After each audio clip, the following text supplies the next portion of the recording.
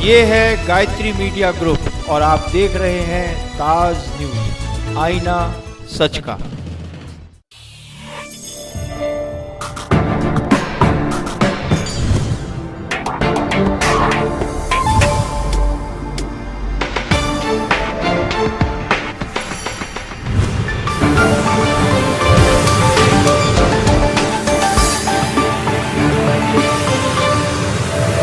नमस्कार, ताज न्यूज के इस बुलेटिन में आप सभी का स्वागत है। मैं हूं आशिया खान। खबरों की शुरुआत करते हैं सुर्खियों के साथ।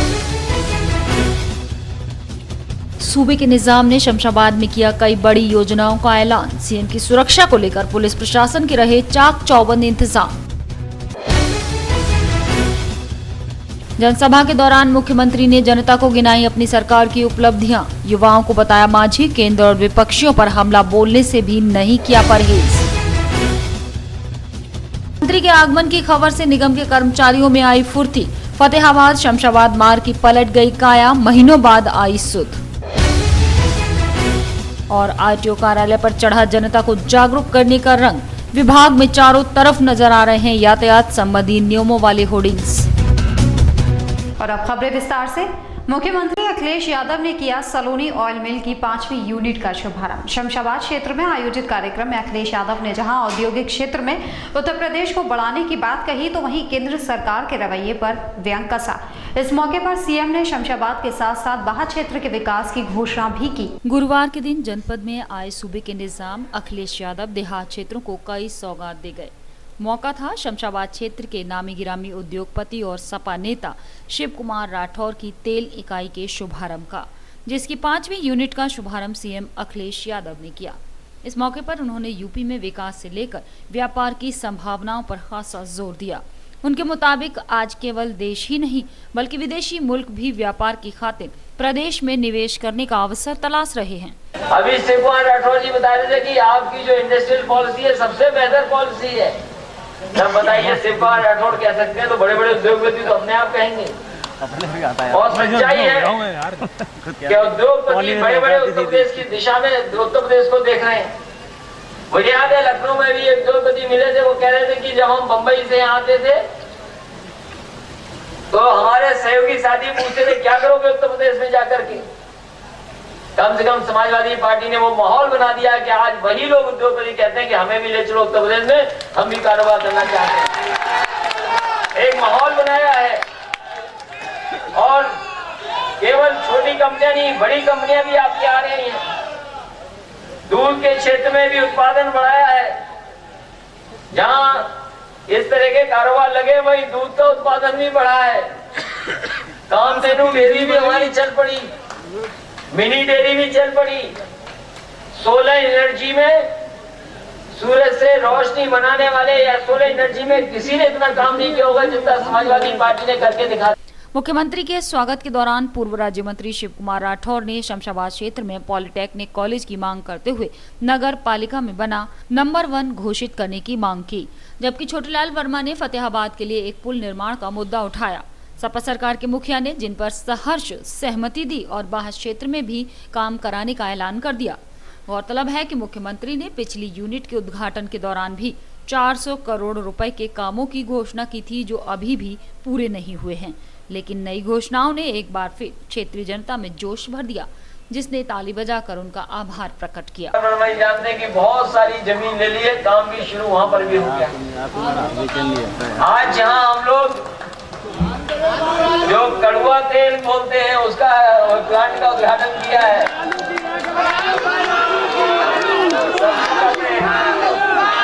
और बिजली का भी कल में हमने दिया 500 मेगावाट बिजली का। सीएम अखिलेश यादव की आमद को लेकर पुलिस प्रशासन के दिखे चौकस इंतजाम। हेलीपैड से लेकर कार्यक्रम स्थल तक को जिन्होंने छावनी में तब्दील कर रखा था, मगर सत्ताधारी दल के आगे व्यवस्थाएं भी धरी की धरी रह गई। सरकार की हनक में सपा कार्यकर्ताओं ने जिनकी एक नहीं सुनी। शमशाबाद में मुख्यमंत्री के आगमन को लेकर पिछले कई दिनों से चली आ रही कवायद आखिरकार रंग लाई, जिसके चलते कार्यक्रम सकुशल निपट गया। लेकिन इस दौरान उन्हें काफी मशक्कत भी करनी पड़ी। सुबह से ही अलग अलग जगह गेटों पर खाकी ने मोर्चा संभाल लिया। लेकिन जब उन्होंने सपाइयों की गाड़ियों की पहली बैरिकेडिंग को रोका तो पुलिस के लोगों से उनकी खूब झड़प हुई। अक्सर हाथ उठाने वाली पुलिस मौके पर हाथ जोड़ती नजर आई। मामला सत्ता से जो जुड़ा हुआ था। सिविल पुलिस से स्थानीय पदाधिकारी पार पा गए, लेकिन मंच से आसपास की व्यवस्था संभाल रहे विशेष ड्यूटी स्टाफ पर उनकी एक न चली।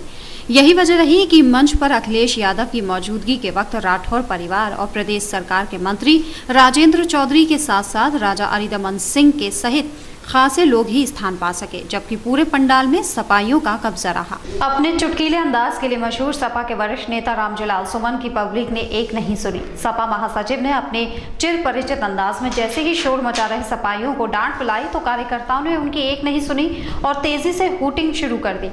तब जाकर बेचारे नेताजी को समझ में आया कि लोहिया के समाजवादी चिंतन की बजाय सपा में अब हल्ला बोल का जमाना है। शमशाबाद में सपा नेता शिव कुमार राठौर के यहाँ आयोजित हुए कार्यक्रम में समाजवादी नेता रामजीलाल सुमन की डांट सपा कार्यकर्ताओं को नागवार गुजरी, जिन्होंने बार बार चेतावनी देने के बाद भी पार्टी के राष्ट्रीय महासचिव की एक न सुनी। पूर्व केंद्रीय राज्य मंत्री रामजीलाल सुमन मंच से उन्हें शांत करते रहे, मगर युवा कार्यकर्ताओं ने अनुशासन को धता बताते हुए उनकी खूब हूटिंग की।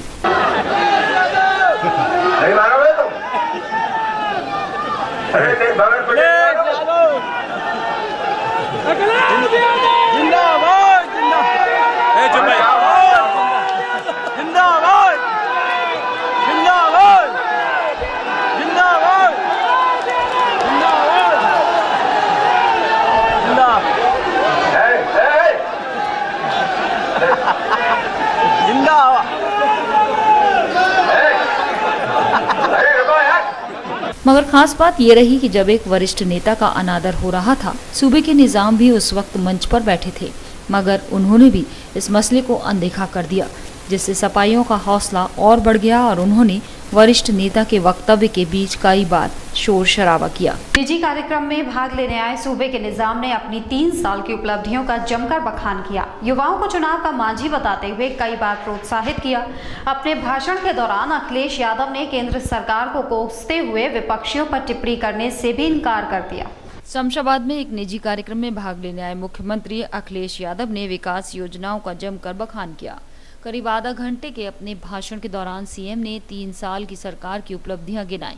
अपने कार्यकाल की उपलब्धियों को गिनाते हुए अखिलेश यादव ने खुद को सर्वश्रेष्ठ सीएम तक बता डाला। अपनी ही पार्टी के एक वरिष्ठ नेता की बात को काटते हुए अखिलेश यादव ने भाजपा पर जमकर कटाक्ष किए। तमाम लोग जिनके बारे में अभी पहले पूर्वक हमारे रामजीलाल सुमन जी ने जहाँ कहा कि कुछ ताकतें जो धर्म में परिवर्तन में लगी हुई हैं, उनके बारे में पूरा देश जानता है वो ताकतें कैसी हैं, और हमें और आपको उनके बारे में इसलिए चर्चा नहीं करनी चाहिए। वो ऐसी विचारधारा के लोग हैं जिन्होंने भगवान राम को भी और पूरे देश की मूर्तियों को एक बार में दूध पिला दिया था। इसलिए ऐसी ताकतों के बारे में कोई बात नहीं करनी, क्योंकि उनके पास कोई मुद्दा नहीं है। अब कह दिया अखबार में कि स्टील में भारत आगे निकल जाएगा, लेकिन निकलेगा कैसे? वैसा ही होगा जैसा अकाउंट वाली बात अभी की। ये साथियों, आपको सोच समझ करके ये तमाम ताकतें जो समझाएंगी नहीं, बहकाने आएंगी, देश का रास्ता कैसे खुशहाल हो, तरक्की कैसे हो, देश का प्रदेश का जनता का इंफ्रास्ट्रक्चर नहीं बेहतर होगा, सड़क बिजली पानी का इंतजाम नहीं होगा, और उद्योग लगाने वालों को मौका नहीं मिलेगा, और जो हमारे किसान हैं उनको जब तक सुविधाएं नहीं मिलेंगी तब तक देश खुशहाल नहीं हो सकता। ये रास्ता अपनाने का काम कोई कर रहा है तो समाजवादी लोग लगते जा रहे हैं, जिसका उद्घाटन हम करेंगे जाकर के ललितपुर और आसपास में। तो सोलर से भी बना रहे बिजली, और गरीब को गांव में दे दिया जो लोहिया आवास है। आप बताओ, केंद्र सरकार का जो गरीबों का घर है, जो योजना है गरीबों के घर वाली, बताओ कितना पैसा देते हैं? एक भी नहीं, 70,000 देते हैं। बताओ कहाँ बन जाएगा 70,000 में? वहीं लोहिया आवास में हम लोग दे रहे हैं 3,05,000 रुपया। आगामी चुनावों की रणनीति जाहिर करते हुए सूबे के निजाम ने युवाओं पर भरोसा दिखाया। उन्होंने कहा, हमने जो वादे किए थे पूरे किए हैं और आने वाले समय में प्रदेश की बदली हुई तस्वीर नजर आएगी। अपने भाषण में मुख्यमंत्री ने आगरा में जल्द मेट्रो परियोजना शुरू होने की उम्मीद जताई। इनकी सेवा तो चली रही है और फ्री चल रही है। अस्पतालों में भी इंतजाम ठीक है, मेडिकल कॉलेज में थोड़ा बहुत सुधार आया है, सड़कें भी बन रही। इधर शमशाबाद में हमने बहुत काम कर दिया, लेकिन शिवकुमार राठौर जी ने और छोटे लाल वर्मा जी ने कुछ और रखा है। जब इतना काम कर दिया, 2 साल तो हमें कुछ काम करना ही नहीं, वो भी कर देंगे। लेकिन इस बार सबसे पहले अगर कहीं योजनाएं आएंगी अप्रैल में, तो वो होगी राजा साहब की बाह विधानसभा, क्योंकि वो पीछे न छूट जाए, उन्हें भी बराबर लेके चले। ये साथियों, जहाँ काम कर रहे हैं हम लोग लगातार सरकार में, लगातार हमारी पार्टी के लगातार फैसले जनता तक पहुंच रहे। बताओ, समाजवादी पेंशन इतने बड़े पैमाने पे, ये सही है क्या? संपन्न लोगों के लिए 500 रुपए कोई बड़ी चीज नहीं है, लेकिन एक गरीब परिवार है अगर गांव में है तो उसके लिए 500 रुपए बहुत बड़ी चीज है। शमशाबाद में आयोजित कार्यक्रम के दौरान उन्होंने कई नई विकास योजनाओं पर अपनी सहमति जताई। सपा नेता शिवकुमार राठौर की सभी मांगों को स्वीकारते हुए सीएम ने बाह विधानसभा क्षेत्र के विकास का भी भरोसा दिलाया। आगरा लखनऊ एक्सप्रेसवे के साथ नई बिजली परियोजना प्रारंभ करने का अखिलेश यादव ने कई बार जिक्र किया। एक और यूपी के युवा मुख्यमंत्री एक बार फिर से सत्ता में आने के सपने संजो रहे हैं, तो दूसरी ओर पार्टी की गुटबाजी अब सीएम के मंच पर भी दिखने लगी है। बुधवार को शमशाबाद में कार्यक्रम के दौरान आगरा के ही एक लाल बत्तीधारी नेता नदारद दिखे, तो फतेहाबाद विधानसभा से चुनाव लड़े एक डॉक्टर साहब भी कहीं नजर नहीं आए। ऐसे में 2017 की राह में सपा की साइकिल की रफ्तार कैसे तेज होगी? सत्तारूढ़ समाजवादी पार्टी में गुटबाजी की रार अब खुलकर सामने आने लगी है।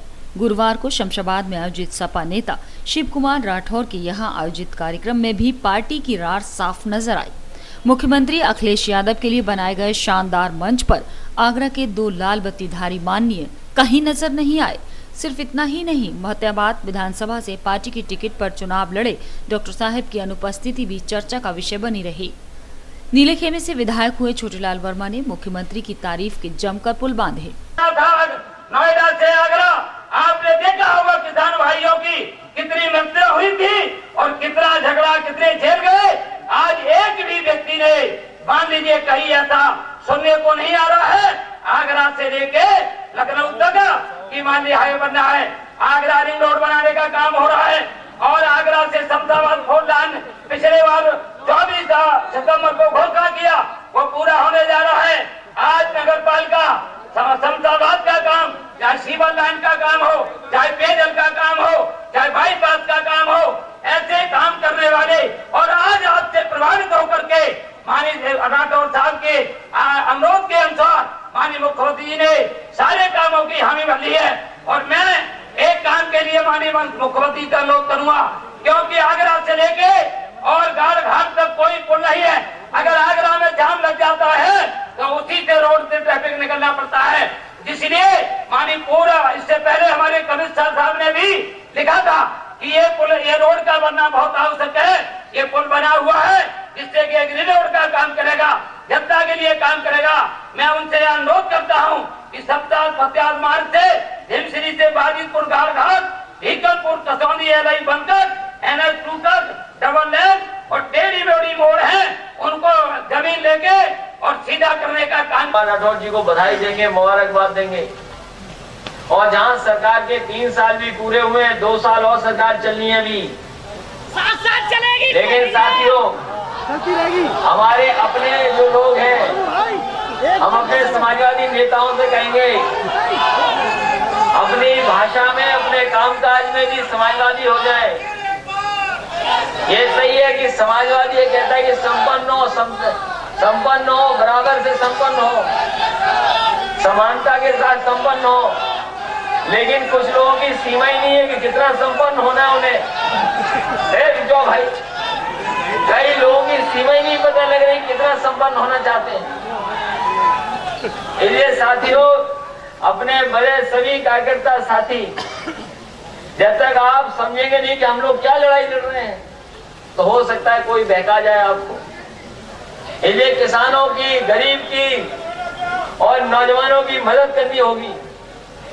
समाजवादी पेंशन जितनी पहुंचा सकते हैं गांव में गरीब पर या शहर में आप पहुंचाने का काम करना। आप जो मदद कर सकते हैं सरकार के माध्यम से मदद करें, योजनाओं के माध्यम से मदद करें। सूबे के मुखिया अखिलेश यादव दोबारा से सत्ता में आने की रणनीति तैयार करने में जुटे हैं, लेकिन पार्टी की अंदरूनी कलह 2017 के चुनाव में साइकिल की रफ्तार पर असर डाल सकती है। सीएम अखिलेश यादव ने अपने भाषण के दौरान इशारों में पार्टी नेताओं पर भी खूब तंज कसे। उन्होंने भाषण में साफ कह दिया कि कुछ अब तक बहुत कमा चुके हैं, दूसरों को भी मौका दो। फिलहाल इस निजी कार्यक्रम में तस्वीर ने आगामी चुनाव के लिए अभी से कई सवाल खड़े कर दिए हैं। मुख्यमंत्री के आने की सूचना मिलते ही निगम की लाल वर्दीधारी कर्मचारी भी अपने काम में मुस्तैद नजर आए। आखिर उनके कार्य का अवलोकन सूबे के निजाम के द्वारा जो होना था। गौरतलब है कि शमशाबाद मार्ग पर पिछले कई महीनों से गंदगी का अंबार लगा था, लेकिन निगम द्वारा सफाई का मुहूर्त जब निकला तब सीएम साहिब का कार्यक्रम बना। कहते हैं बह बिन प्रीत नहीं होती। जी हाँ, ये पंक्तियां इन दिनों लाल वर्दीधारी निगम के कर्मचारियों पर बिल्कुल सटीक बैठती हैं। शमशाबाद मार्ग न जाने कब से गंदगी के अंबार से जूझ रहा था। क्षेत्रीय लोगों ने न जाने कितनी ही बार नगर निगम में सफाई को लेकर अर्जी लगाई, लेकिन निगम कर्मियों पर इसका कोई असर नहीं हुआ। पर जब सूबे के निजाम अखिलेश यादव के आगरा आगमन की सूचना इन्हें मिली तो लग गए काम में। इनकी सफाई को देख तो ऐसा लग रहा था कि मानो आज पूरा आगरा ही चमन कर देंगे। जब इन सफाई कर्मियों के मुखिया से पूछा कि जनाब आज इस सफाई का ध्यान कैसे आ गया, तो उन्हें भी ये कहने में जरा भी झिझक नहीं हुई कि मुख्यमंत्री जी आ रहे हैं, इसलिए सफाई हो रही है। इस पर जब ये भी पूछा गया कि हम मान लें कि आप मुख्यमंत्री के डर से आज सफाई का काम कर रहे हैं, तो उन्होंने भी तुरंत हाँ बोल दी। किस विभाग के द्वारा किया है? ये नगर निगम। अच्छा, क्या ये ऐसा है कि अभी मुख्यमंत्री थोड़ी बहुत देर में यहाँ से निकलने वाले, उसको लेकर ये काम सफाई का किया जा रहा है? वो भी है और बाकी विशेष सफाई अभियान चल रहा है। नहीं, सफाई अभियान तो पहले भी था, पहले बहुत काफी समय से 12 स्वच्छ अभियान चलाया जा रहा है। क्या अभी ये मुख्यमंत्री के आगमन की धमक है जो अभी सफाई अभियान? उनको दृष्टिगत रखते हुए काम कराया जा रहा है। तभी तो बड़े बुजुर्ग कहते थे कि कहे से कुम्हार कभी गधे पर नहीं चढ़ता। खैर, जो भी रहा हो, आखिर मुख्यमंत्री के आगरा आगमन की सूचना ने क्षेत्र की समस्याओं को खत्म सा जरूर कर दिया, जिन समस्याओं के लिए न जाने लोग कब से गुहार लगा रहे थे। आखिर वो समस्याएं मुख्यमंत्री के भय से खत्म हो गईं। लेकिन यदि ये कर्मचारी निरंतर अपने कामों को यूं ही निष्ठा से करें तो शायद शहरवासियों को कभी किसी समस्या से जूझना नहीं पड़ेगा। मुख्यमंत्री के आगरा आगमन की सूचना मात्र ने विभाग के अधिकारियों में हड़कंप मचा दिया, जिसके बाद महीनों से बदहाल पड़ी सड़कों को विभाग के अधिकारियों ने रातों रात बनवाकर तैयार करवा दिया, जिसके बाद शमशाबाद की तरफ से आगरा आने वाली सड़क को विभाग ने रात में ही चमका दिया। अब तो ये कहना गलत नहीं होगा कि शायद प्रशासनिक अधिकारियों के पास कोई जादुई चिराग है, जिसके सहारे प्रशासनिक अधिकारी रातों रात विकास कार्यों को पूरा कर देते हैं। मुख्यमंत्री अखिलेश यादव के आगरा आगमन की सूचना मात्र ने ही प्रशासनिक अधिकारियों को सचेत कर दिया, जिसके बाद सालों से सो रहे अधिकारी तुरंत हरकत में आ गए और महीनों से बदहाल पड़ी आगरा शमशाबाद की सड़क को रातों रात चमन कर दिया। रात में ही इस सड़क को मक्खन की तरह सपाट बना दिया ताकि किसी भी प्रशासनिक अधिकारी के ऊपर आगरा की बदहाली को लेकर गाज न गिरने पड़े। यदि सूबे के मुखिया के आने मात्र की धमक से ही महीनों से सो रहे अधिकारी इस कदर विकास कार्य करते हैं, तो यदि मुखिया आगरा में ही आकर रह जाएं, तो ये अधिकारी किस रफ्तार से काम करेंगे ये कहना मुश्किल नहीं है। बहरहाल, अब जो भी हो, जिन राहगीरों को इन बदहाल सड़कों की वजह से दिक्कत का सामना करना पड़ता था, उनके लिए तो सूबे के मुखिया के आगरा आगमन की सूचना किसी भगवान के आने की सूचना से कम नहीं थी, क्योंकि मुखिया के आने मात्र की धमक से ही सारे काम रातों रात पूरे हो गए। फिलहाल यहाँ रुके हैं एक छोटे से ब्रेक के लिए, जल्द हाजिर होंगे। देखते रहिए ताज।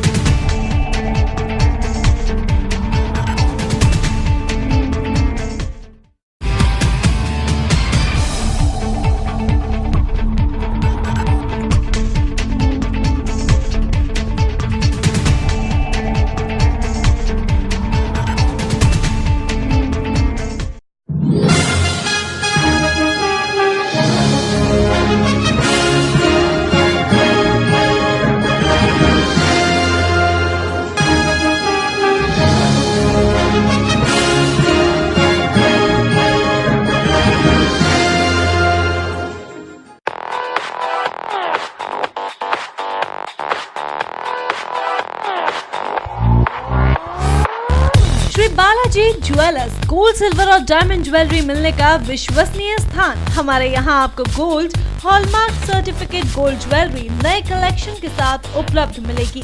संपर्क करें Shri Balaji jewellers, fortune tower near Kargil petrol pump, Agra. Phone number 9719333563 और 9759333992।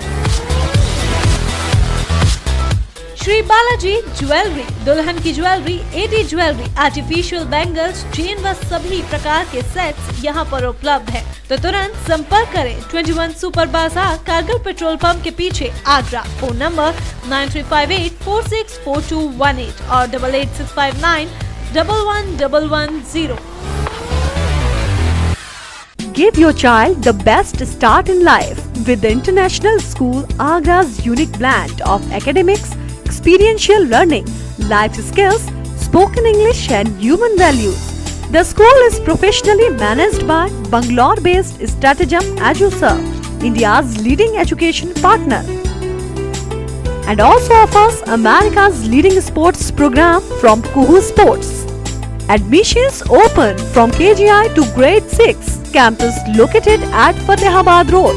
For admissions, call 07055004999 or 4449. Nandini group का एक और कदम, नंदिनी स्टेट। अब कागारौल में एक ऐसी कॉलोनी जहां आप पा सकते हैं पक्की सड़क, स्वच्छ जल, बिजली की सुनिश्चित आपूर्ति, हरे भरे पार्क, भव्य मंदिर, कॉमर्शियल प्लॉट और दुकान, वो भी बहुत कम कीमत में। ये सब सुविधा कागारौल में गेटबंद कॉलोनी यानी नंदिनी स्टेट में। अब गांव को शहर बनाना है, हमारा सपना आपका घर हो अपना। नंदिनी स्टेट।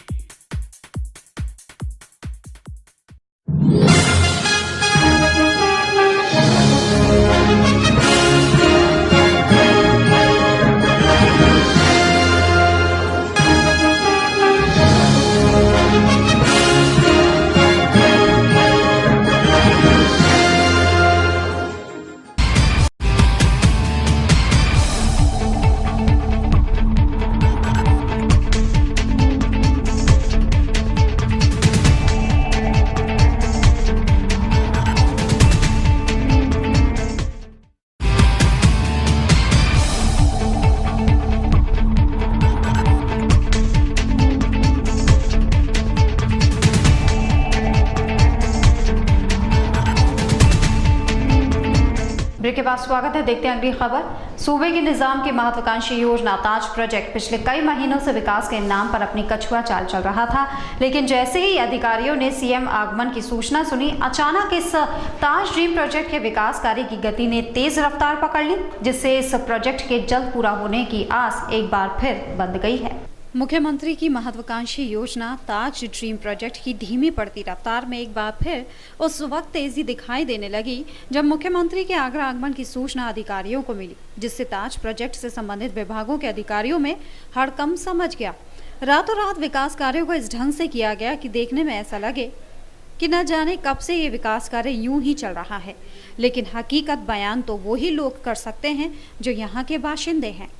मुख्यमंत्री जी तो केवल 10-15 मिनट के लिए ही आते हैं, तो लापरवाह अधिकारी अपनी चतुराई से मुख्यमंत्री की आंखों में धूल झोंकने में कामयाब हो जाते हैं।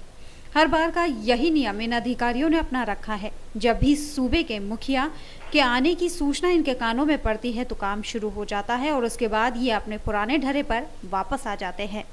सूबे के मुखिया यदि ऊपरी निरीक्षण की जगह इस विकास कार्य का बारीकी से निरीक्षण केवल एक बार कर लें तो हकीकत उनके सामने खुद ब खुद आ जाएगी, लेकिन सूबे के मुखिया को ये चतुर अधिकारी इस कदर अपनी चिकनी चुपड़ी बातों में फंसा लेते हैं कि हर बार वो केवल ऊपरी निरीक्षण के बाद ही चले जाते हैं। फिलहाल तो ताज ड्रीम प्रोजेक्ट के विकास की रफ्तार में तेजी आ गई है, जो हो सकता है कि मुख्यमंत्री के आगमन सूचना मात्र से ही हो। वहीं अब देखने वाली बात यह है कि क्या इस विकास कार्य की रफ्तार यूं ही निरंतर चलती रहेगी या ये रफ्तार सिर्फ मुख्यमंत्री की वाहवाही लूटने के लिए ही है। आगरा आरटीओ कार्यालय पर इन दिनों सड़क यातायात के नियमों के प्रति वाहन चालकों को जागरूक करने का रंग चढ़ा हुआ है, जिसके चलते पूरे कार्यालय पर यातायात नियमों की जानकारी देने वाले होर्डिंग्स लगे हुए हैं, जो हर वाहन चालक को आरटीओ कार्यालय से ही नियमों का पालन करने की सीख दे रहे हैं। आगरा संभागीय परिवहन कार्यालय की सड़क सुरक्षा जागरूकता अभियान के चलते रंगा जा रहा है। इस अभियान के माध्यम से लोगों को सड़क यातायात के नियमों के प्रति जागरूक किया जा रहा है। आरटीओ कार्यालय पर बाहर से लेकर अंदर तक सड़क यातायात को दर्शाने वाले होर्डिंग्स लगाए जा रहे हैं, जिनमें तमाम यातायात नियमों की जानकारियां भी शामिल हैं। साथ ही आरटीओ कार्यालय के मेन गेट और प्रत्येक आरटीओ अधिकारी के कैबिन के बाहर यातायात नियमों की जानकारी देता डिस्प्ले स्क्रीन लगाया गया है, जो कार्यालय में और अधिकारी से मिलने वाले व्यक्ति का ध्यान अपनी ओर आकर्षित जरूर करता है और जाने अनजाने में यातायात नियमों की जानकारी भी दे जाता है। आरटीओ ओपी सिंह के अनुसार परिवहन विभाग का ये प्रयास लोगों में यातायात के नियमों का पालन करने की जागरूकता जरूर लाएगा। फिलहाल इस अभियान की शुरुआत आरटीओ कार्यालय से की गई है, जिसे धीरे धीरे शहर के तमाम सरकारी कार्यालयों और चौराहों पर भी लगाया जाएगा, जिनकी मदद से जानकारी लेकर वाहन चालक यातायात नियमों के प्रति जागरूक होंगे। एक और जहां यातायात पुलिस अधीक्षक और नगर निगम अधिकारी अतिक्रमण को लेकर गंभीर होने की बात कहते हैं, तो वहीं दूसरी तरफ शहर के मुख्य एमजी रोड और थाना न्यू आगरा के सामने का नजारा अधिकारियों के दावों को झुठलाता नजर आता है। जहां कहीं बसे वालों ने कब्जा कर रखा है तो कहीं ठेल ढकेल वालों ने। ऐसे में शहर को जाम के जाम से मुक्ति कैसे मिल पाएगी, ये एक बड़ा सवाल है। एक और एसपी ट्रैफिक राम सुरेश यादव नए प्लान बना शहर को जाम मुक्त करने के प्रयास करने में जुटे हैं, तो वहीं उनके अधीनस्थ अधिकारी और कर्मचारी उनकी मंशा पर पलीता लगाने में जुटे हैं। फिर चाहे बात भगवान टॉकीज चौराहे की हो या दयाल बाग जाने वाले मुख्य मार्ग की, दोनों जगह अधिकारियों के आदेशों को हवा में उड़ता देखा जा सकता है। तमाम आदेशों के बाद भी रोडवेज चालक भगवान टॉकीज चौराहे पर पूरे मार्ग को ही कब्जा लेते हैं, तो वहीं जहां मर्जी हो बसों को लगा देते हैं। आप ही देखिए कि किस तरह ये बसें पूरे रास्ते को घेरे हुए हैं।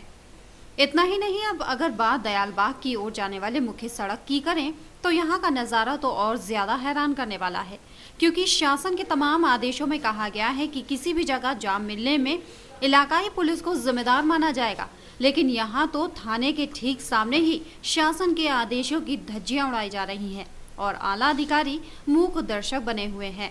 वहीं अब अगर बात नगर निगम की जाए तो हर बार निगम अधिकारी अतिक्रमण के नाम पर महज खानापूर्ति कर गरीबों को ही अपना निशाना बनाते हैं, जबकि बड़े बड़े लोगों पर हाथ डालने में निगम अधिकारी पीछे रहते हैं, जिसके चलते अतिक्रमण का ग्राफ दिन ब दिन बढ़ता जा रहा है।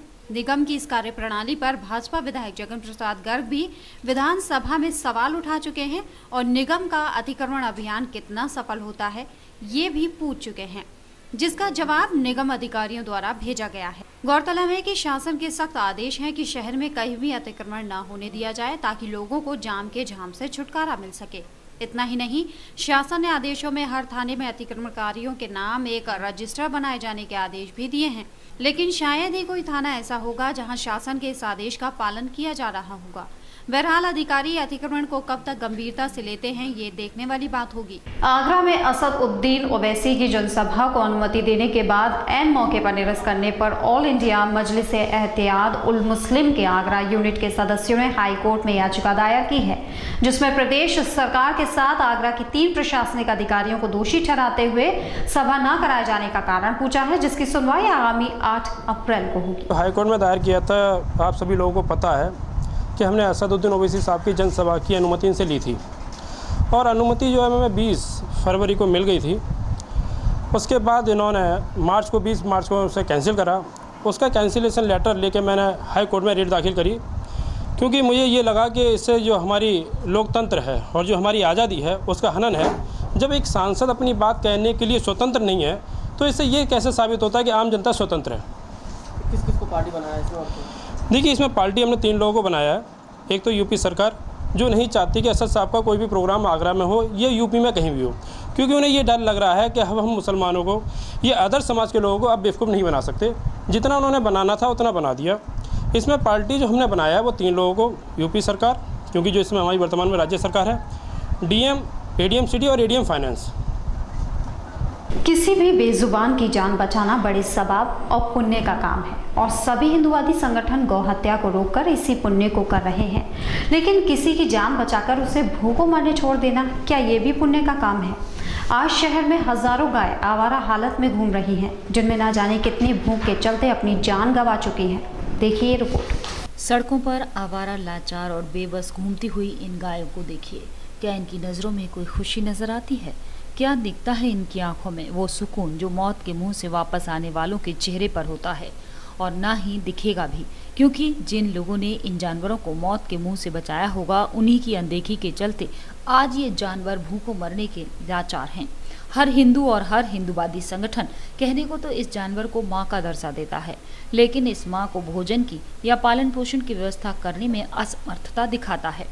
हिंदूवादी संगठनों के कार्यकर्ता गौकशों से इन गायों की रक्षा करते हैं, जो कि एक सराहनीय काम है, लेकिन गौकशों की गिरफ्त से छुड़ाकर सड़कों पर आवारा छोड़ देना ये कहाँ की समझदारी है?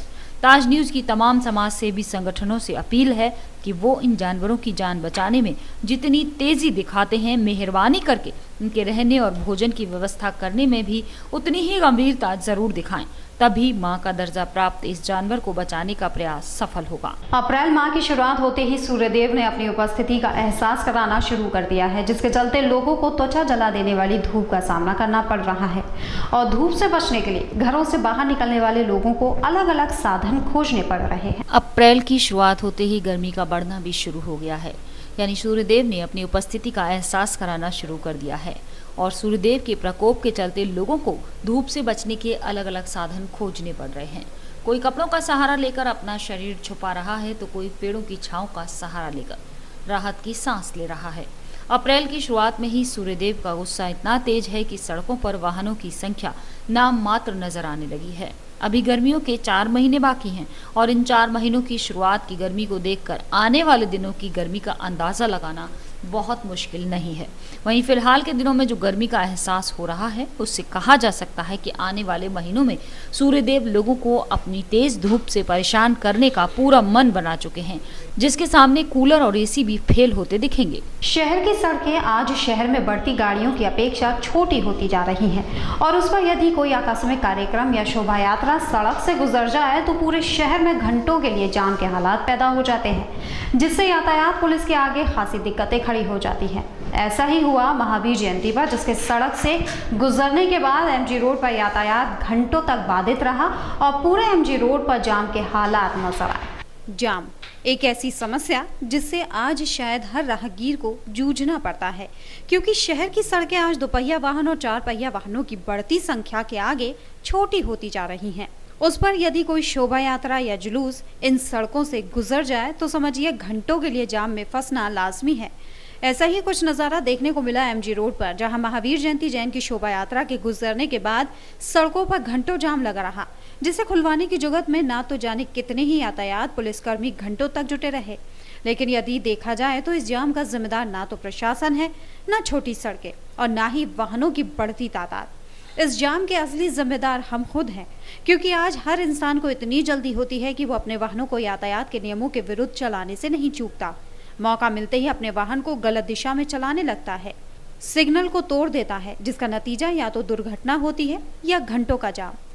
यही सब हुआ कलेक्ट्रेट चौराहे पर, जहां वाहन चालकों ने आव देखा न ताब शोभा यात्रा को देखते ही अपने वाहनों को चढ़ा दिया उल्टी दिशा में फ्लाईओवर पर, जिसके बाद ना तो आने की जगह बची और ना ही जाने की। नतीजा सिर्फ रहा तो बस जाम। यही हुआ नीचे वाली सड़क पर भी, जहां जल्दबाजों ने देखा कि फ्लाईओवर पर जाम है तो नीचे वाली सड़क पर भी अपने वाहन उल्टी दिशा में दौड़ा दिए।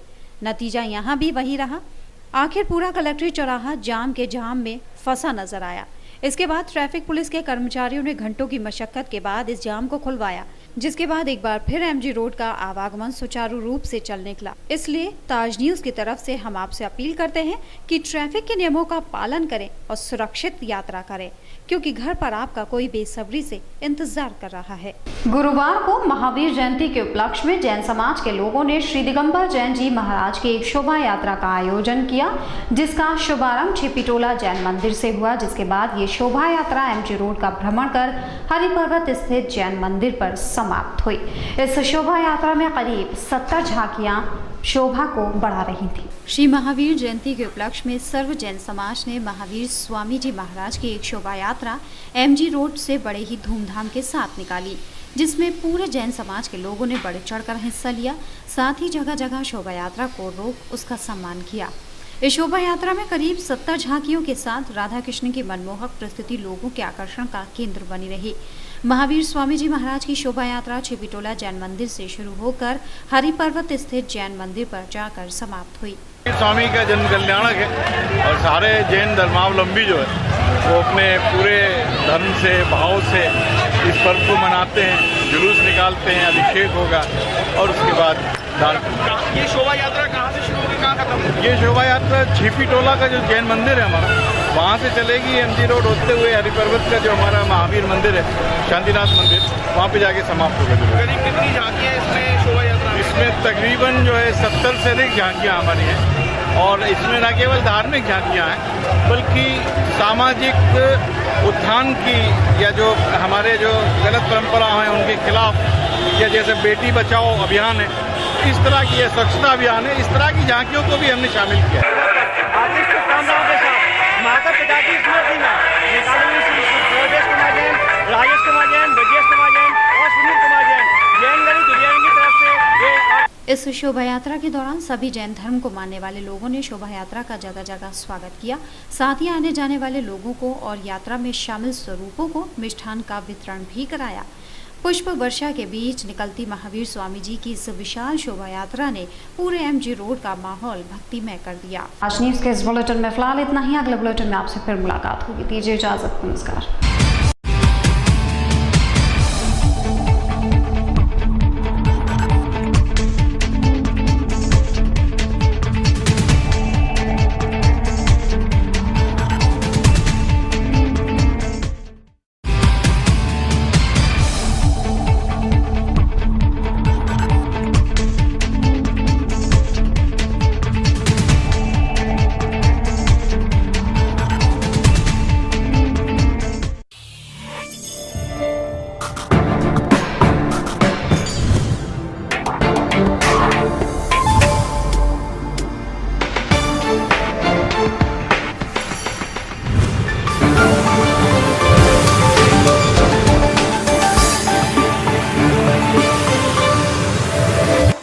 ये है गायत्री मीडिया ग्रुप और आप देख रहे हैं ताज न्यूज़, आईना सच का।